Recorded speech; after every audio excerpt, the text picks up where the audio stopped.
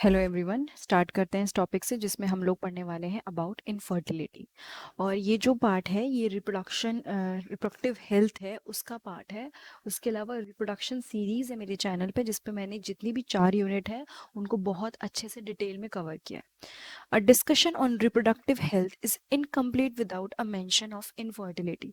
जब हम लोग बात कर रहे हैं अबाउट रिप्रोडक्टिव हेल्थ तो उस टाइम पे इनफर्टिलिटी पे डिस्कशन होना बहुत ज़रूरी है। Now what is infertility? Infertility का मतलब है जब कोई कपल होते हैं या शादीशुदा लोग होते हैं जब उनके बेबी नहीं हो सकता, दे आर इनफर्टाइल। फर्टाइल मतलब प्रोडक्टिव है, बेबी हो सकता है, लेकिन इनफर्टिलिटी मतलब उनका बेबी नहीं हो सकता। तो इसमें क्या लिखा है? A large number of couple all over the world include India and are infertile, they are unable to produce children. तो क्या मतलब है इसका? कि वो चिल्ड्रन प्रोड्यूस नहीं कर सकते in spite of unprotected sexual cohabitation. यानी कि चाहे उन वो क्वाइटस करते हैं, अनप्रोटेक्टेड सेक्स करते हैं, but still they are not able to produce children or baby. The reason for this could be many physical, congenital diseases, drugs, immunological और even psychological. इसके जो रीज़न है बिहाइंड दिस इनफर्टिलिटी कुछ भी हो सकता है। फिजिकली कोई प्रॉब्लम है, कोई डिजीजेज हैं, कोई ड्रग्स हैं, कोई दवाइयाँ हैं, बॉडी में कोई प्रॉब्लम है, इम्यूनोलॉजिकल रीज़न हो सकते हैं या साइकोलॉजिकल रीज़न हो सकते हैं। देयर आर मेनी रीजंस जिसकी वजह से ये प्रॉब्लम हो सकती है। In India, often the female is blamed for the couple being childless, but more than often than not, the problem lies in the male partner. India में क्या होता है कि फीमेल को ब्लेम किया जाता है कि उसका बेबी नहीं है, तो मतलब उसको ब्लेम किया जाता है कि तुम्हारी वजह से बच्चा नहीं हो रहा है। बट उसने क्या बोला कि एक्चुअली केस अपोजिट है, कि जो मेल होता है वो रीजन होता है कि बेबी नहीं हो पा रहा है। तो कई बार दोनों में प्रॉब्लम होती है, बट द थिंग इज कि हर बार मोस्टली ब्लेम किया जाता है लड़की को। ठीक है। Now specialise health care unit, यानी कि कुछ ऐसी स्पेशलाइज हेल्थ केयर यूनिट जैसे कि infertility clinics etcetera, they help in diagnosis and corrective treatment of some of these disorders and enable these couple to have children. ये कुछ specialise जो health care unit है वो हेल्प करती हैं diagnosis में एंड करेक्टिव ट्रीटमेंट। मतलब ये जो डिसऑर्डर्स हैं इनके ट्रीटमेंट में ये हेल्प करती हैं। और इससे क्या होता है, कपल्स को एक होप मिलती है कि दे कैन हैव चिल्ड्रन। बहुत बार क्या होता है, कोई ना कोई प्रॉब्लम है, कुछ भी प्रॉब्लम है, वो यहाँ पे जाके क्योर हो जाती है। वरना अब क्या हो गया है, टेक्नोलॉजी इतनी एडवांस हो चुकी है कि इन चीज़ों का भी सोल्यूशन है। नाउ जहाँ पे करेक्शन पॉसिबल नहीं है, यानी कि जहाँ पे जो भी प्रॉब्लम है वो सॉल्व नहीं हुई सपोज, तो जो कपल्स होते हैं उनको चिल्ड्रन करने के लिए, बेबी करने के लिए कुछ स्पेशल टेक्निक्स का हेल्प लेनी पड़ती है। यानी कि जहाँ पे क्या नहीं अवेलेबल है, करेक्शन पॉसिबल नहीं है, वहाँ पे इनको कुछ हेल्प लेनी पड़ती है स्पेशल टेक्निक्स की, जिसे बोलते हैं assisted reproductive technologies, that is ART। क्या बोलते हैं? Assisted reproductive technologies. ठीक है।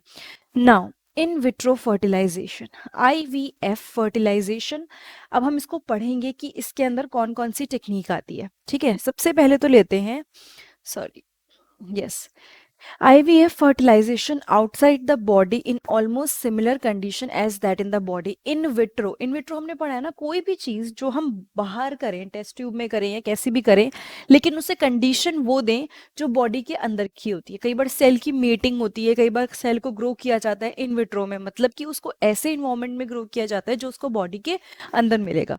Fertilisation outside the body in almost similar conditions as that in the body.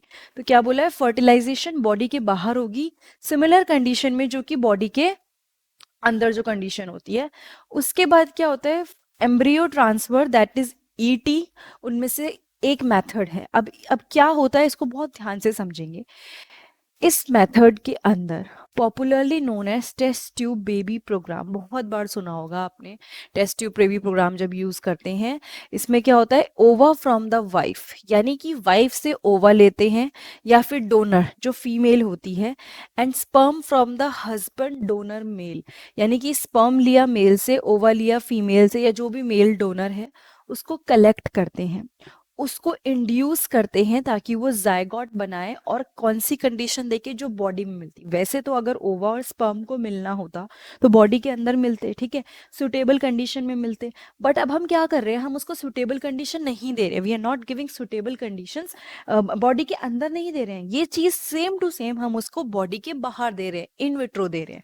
सो यहाँ पे क्या हुआ, जायगोट फॉर्मेशन हुआ under simulated condition in the laboratory. Her condition का, हर चीज का ध्यान रखा जाता है। द जायगोट और early embryos could then be transferred into the fallopian tube। उसके बाद उसने क्या बोला, जायगोट या अर्ली एम्ब्रियोज जो होता है, अर्ली एम्ब्रियोज आपको याद है हमने पहले वाले पार्ट में पढ़ा था, थर्ड चैप्टर में, 8 ब्लास्टोमियर्स तक जो होता है उसको फिर फेलोपियन ट्यूब में ट्रांसफर कर दिया जाता है, ठीक है। तो पहले क्या किया, ओवा लिया फीमेल से या डोनर से, जो भी मदर है या मदर नहीं है अगर पॉसिबल तो किसी डोनर से लिया, मेल से स्पर्म लिया, दोनों को बॉडी के बाहर फ्यूज करवाया, ठीक है।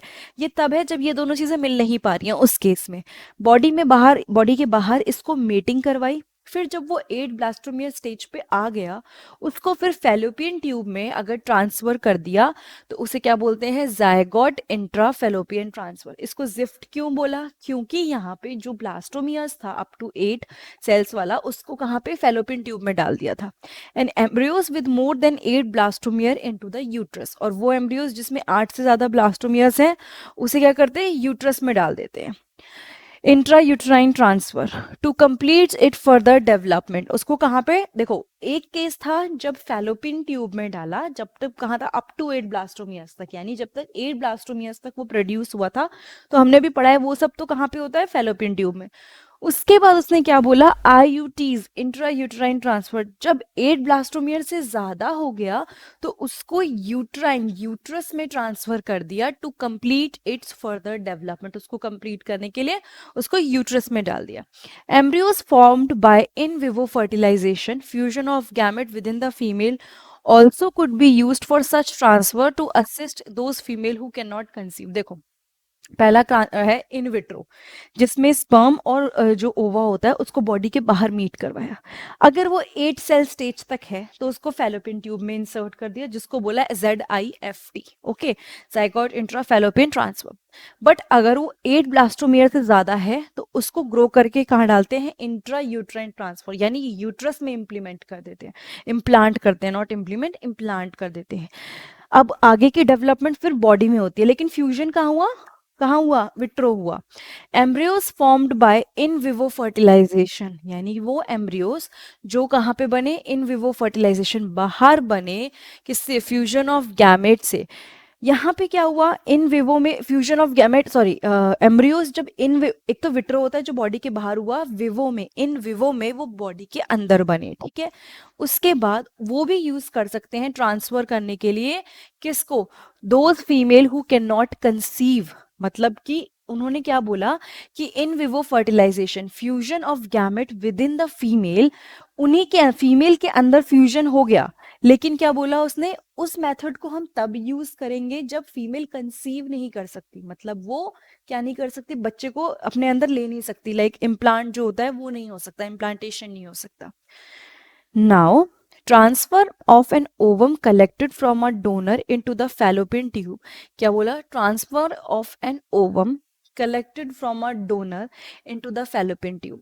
ओवम लिया, जो कहाँ से लिया, कलेक्ट किया डोनर से, कहाँ पे, into a fallopian tube. Transfer of an ovum collected from a donor into the fallopian tube of another female who cannot produce। मतलब एक फीमेल जो कि ओवम प्रोड्यूस नहीं कर सकती, बट वो एक सुटेबल इन्वायरमेंट प्रोवाइड कर सकती है फॉर फर्टिलाइजेशन। यानी कि वो ओवम प्रोड्यूस नहीं कर सकती, बट एक प्रॉपर जो एक कहते हैं ना इन्वायरमेंट चाहिए आसपास का, किसके लिए, ताकि आपका जो फर्टिलाइजेशन प्रोसेस है वो हो पाए, या फिर जो आगे का फर्दर डेवलपमेंट है वो हो पाए। तो उसको बोलते हैं गिफ्ट। पहले वाला था gift, ZIFT, zygote intra fallopian transfer, जिसमें क्या किया था, पूरा का पूरा जायगोट इम्प्लांट कर दिया था फेलोपियन ट्यूब में और यूट्रस में। इस वाले में गैमेट को क्या करते हैं, डालते हैं जहां पे भी डालना है, क्योंकि वो ओवम प्रोड्यूस नहीं कर सकती, बट वो सुटेबल इन्वायरमेंट प्रोवाइड कर सकती है।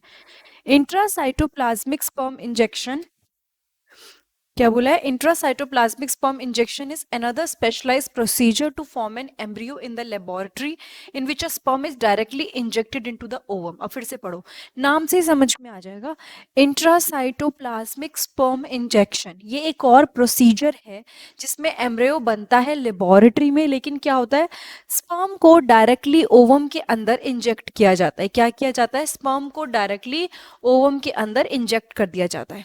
Infertility cases either due to inability of the male partner to inseminate the female or due to very low sperm count। कई बार क्या होता है, इनफर्टिलिटी होती है किस वजह से, क्योंकि जो मेल पार्टनर है वो उसकी एबिलिटी या तो होती नहीं है, या तो वो इंसेमिनेट नहीं कर सकता, या फिर वो क्या नहीं कर सकता, लो स्पर्म काउंट है। मतलब कि जो मेल पार्टनर है वो जिसे कहते हैं ना इंसेमिनेशन, जिसे कहते हैं कि स्पर्म प्रोड्यूस करके या फिर स्पर्म इंसर्ट करना फीमेल की बॉडी में, वो नहीं हो सकता, या फिर स्पर्म काउंट बहुत कम होते हैं। वो कैसे ठीक किया जा सकता है, आर्टिफिशियल इंसेमिनेशन के थ्रू उसको ठीक किया जा सकता है। आर्टिफिशियल इंसेमिनेशन टेक्निक में, in this technique the semen collected either from the husband or a healthy donor, मतलब कि जो सीमेन लिया जिसमें स्पर्म्स होते हैं बहुत सारे, उसको लिया या तो हस्बैंड से या फिर हेल्दी डोनर से, उसको आर्टिफिशियली इंट्रोड्यूस कर दिया जाता है वेजाइना के अंदर और इनटू द यूट्रस। यानी कि स्पर्म को लेके अगर वो जो पर्सन है, जो मेल है, वो खुद से इंसेमिनेट नहीं कर सकता, खुद से वो वेजाइना के अंदर स्पर्म नहीं डाल पा रहा है, तो क्या करा जाता है, स्पर्म लेके उसको आर्टिफिशियल तरीके से वेजाइना के अंदर इंसर्ट कर देते हैं या यूट्रस में इंसर्ट कर देते हैं, जिसको बोलते हैं intra uterine insemination of the female. ठीक है, though options are many, all these techniques require extremely high precision handling by specialized professional and expensive instrumentation। यानी कि ऑप्शंस तो बहुत सारे हैं, लेकिन ये सारी टेक्निक्स की सक्सेसफुल होने के लिए बहुत ज़्यादा हाई प्रिसीजन हैंडलिंग चाहिए स्पेशलाइज प्रोफेशनल्स के थ्रू। मतलब जो प्रोफेशनल्स हैं वो बहुत ही अच्छे से, स्पेशली बहुत अच्छे से वो काम करें, हैंडल करें। And expensive instrumentation, these things are not, मतलब कहते हैं ना, चीप नहीं है, इसके लिए खर्चा बहुत ज़्यादा होता है। तो जो ये फर्टिलिटी क्लिनिक वाले होते हैं, दे टेक मतलब काफ़ी महंगा, जिसे कहते हैं ना, पैसे लेते हैं, वो काफ़ी ज़्यादा खर्चा होता है। Therefore, these facilities are presently available only in very few centers in the country। तो हर जगह भी ये अवेलेबल नहीं है, कुछ सेंटर्स में ही अवेलेबल है। Obviously, their benefit is affordable to only a limited number of people। मतलब कि जो इसका बेनिफिट है वो अभी बहुत लिमिटेड नंबर में लोगों को ही मिल रहा है, सबको नहीं मिल रहा है। दूसरी चीज़ है, just a minute, emotional, religious and social factor are also deterrents in the adoption of these methods। होता क्या है, कई बार कई लोग इमोशनली, जिसे कहते हैं रिलीजियस तरीके से, या सोशल आसपास के फैक्टर्स होते हैं, कई बार क्या कहते हैं, वो सोच नहीं पाते, कई बार उनको लगता है कि ठीक टेक्निक है या नहीं है, तो इस तरह की चीज़ें चलती रहती हैं। Since the ultimate aim of all this procedure is to have children, क्योंकि ये सब क्यों हो रहा है, ताकि चिल्ड्रन हो जाए, जो भी मतलब कपल है उनके अगर चिल्ड्रन नहीं है तो चिल्ड्रन प्रोड्यूस हो। अगर इसका अल्टीमेट एम यही है, तो in India we have so many orphan and destitute childrens who would probably not survive till maturity. बहुत सारे अनाथ बच्चे हैं जो बड़े होने तक सर्वाइव नहीं करेंगे, और अगर उनका ध्यान नहीं रखा तो वो बिल्कुल ही नहीं कर पाएंगे। Our laws permit legal adoption and it is as yet one of the best method for couple looking for parenthood. तो उसने क्या बोला, हमारे लॉज परमिट करते हैं लीगल एडॉप्शन की, हम बच्चे को लीगली अडॉप्ट कर लें, और जैसे कि इसने बोला it is as yet one of the best method, मतलब ये बेस्ट मेथड्स में से एक है। जो भी couples who wants to have baby, तो वो क्या कर सकते हैं, इंस्टेड ऑफ प्रोड्यूसिंग दीज मतलब baby, and by using these method they can just adopt a child, और वो दोनों के लिए अच्छा होगा, क्योंकि बेबी को भी, जो भी जिसको भी अडॉप्ट करेंगे उसका भी फ्यूचर अच्छा होगा, और उन लोगों को भी एज सच कोई इतनी प्रॉब्लम नहीं उठानी पड़ेगी। So these methods are widely acceptable.